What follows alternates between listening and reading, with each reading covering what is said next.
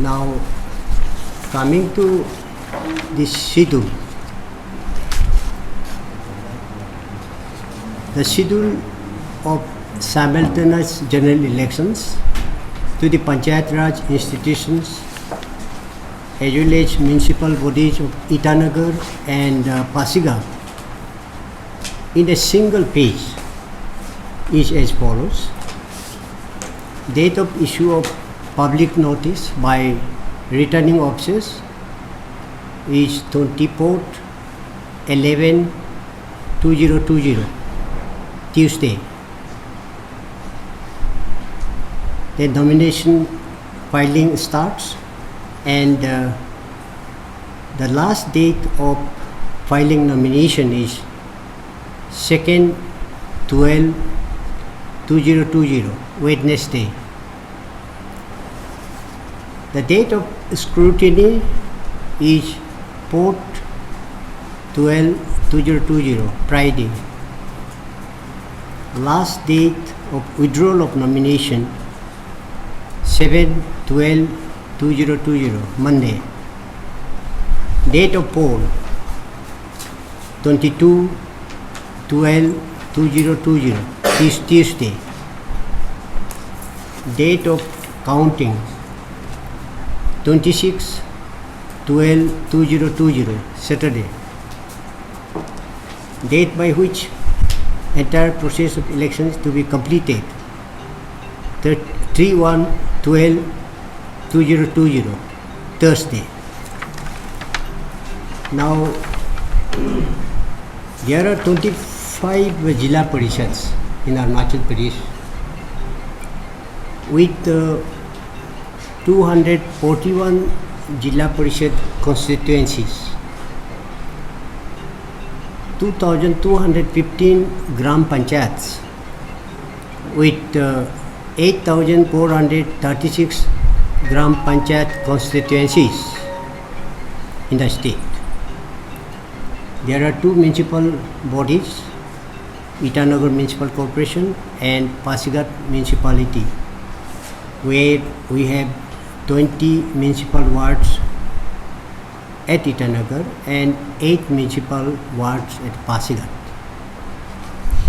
Total electorate for PRI and municipalities both together is 7,39,284.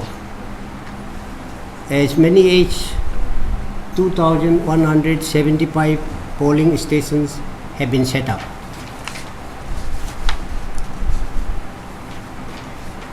EVM will be used for municipal bodies, whereas ballot boxes are being used for PRI elections. This will be the first general election after the conversion from 3-tier panchayats to 2-tier system in the state. For the date? Which date? This nomination and last date of filing nomination.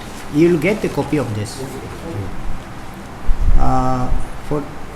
For the first time in the history of panchayat elections in Arunachal Pradesh, the State Election Commission will be deploying 27 election observers, one for each district, including two for two municipal bodies,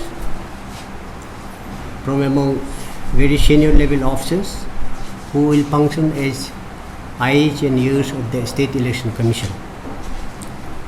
And more than 40,000 personnel will be engaged in the election process in the state. And elaborate security arrangements will be made to ensure a free, fair and peaceful local body election. Control room will be set up at different levels such as police headquarters, State Election Commission, district election offices, etc. to monitor the entire process of elections. The Commission has reviewed the preparedness of the district administration with all district election officers yesterday through video conferencing, and they are all ready. Necessary training for election officials such as presiding and polling officials will be organized at district level. Now, in view of COVID-19 situation, the Commission has issued a separate guidelines, as I have already said earlier, SOP to be followed by the election officials as well as candidates and political parties during the process of election. The responsibility for enforcement of these guidelines will lie with district election officers, concerned returning officers, assistant returning officers, political parties and candidates.